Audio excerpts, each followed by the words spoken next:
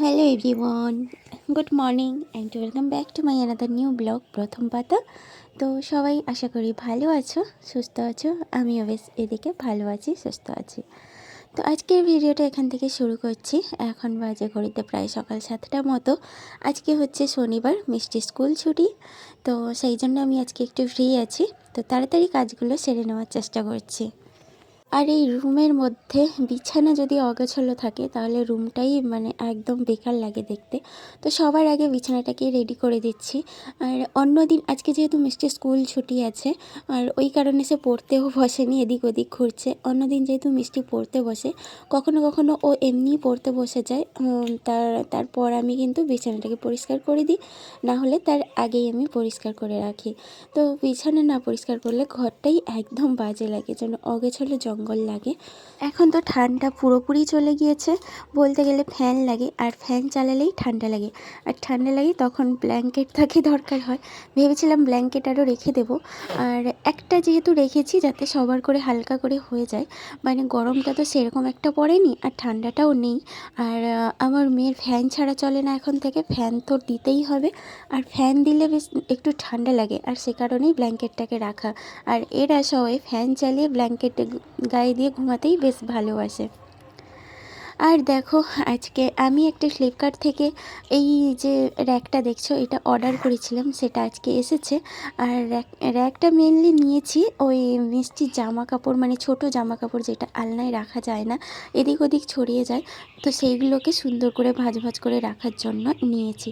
বেশ অনেকটা জামা হয়ে গিয়েছে, যেগুলো অনেক জায়গায় ছড়িয়ে ছিটিয়ে চলে যায়। ছোট জামা প্যান্ট তো, তাই সে কারণেই নিয়েছি, নিয়ে রেখেছি। তো সেটা এখনও গুছানো হয়নি, রেখেছি, গুছাবো বাড়ি গিয়ে। এখন যাচ্ছি একটা জায়গায়, একটাও টোটো আসেনি। দেখ, এত দূর হেঁটে হেঁটে যাচ্ছি, একটাও রাস্তায় টোটো নেই।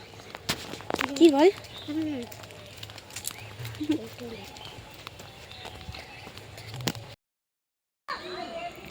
আজকে আর সারাদিন তোমাদের সঙ্গে কোনো ব্লগ শেয়ার করতে পারিনি। আর এই যে এখন বাজে বিকেল 5:30 নাগাদ, 5:30 বেজে গেছে।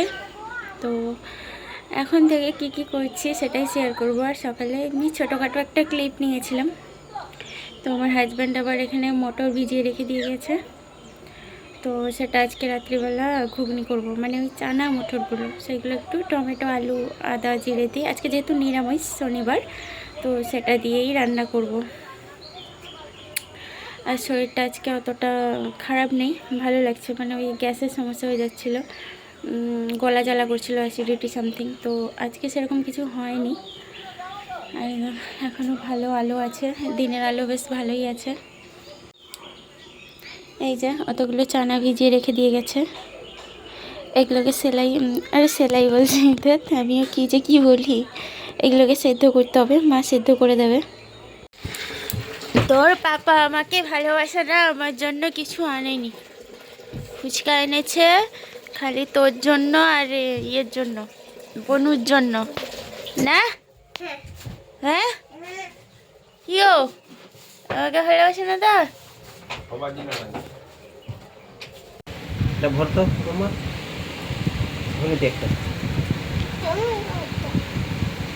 ঢালবো, ইয়ে নিয়ে এলি না? একটা বাটি নিচ্ছিস, তাতে জল থাকে নাকি? তাতে ফুচকা রাখ, তাতে জল ঢাল। বিট্টুও খাবে। লঙ্কা আছে না, ধনিয়া পাতা আছে? আগে খেয়ে যাচ্ছে, দেখ টেস্টি।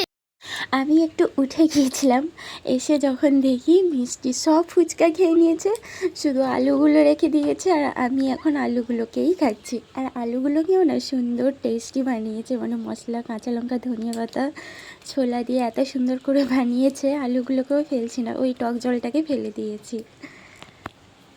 তেইশ বানান কি হয়? তে কিসে হয়?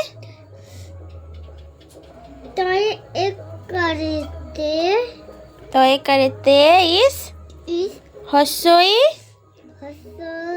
তালবেশ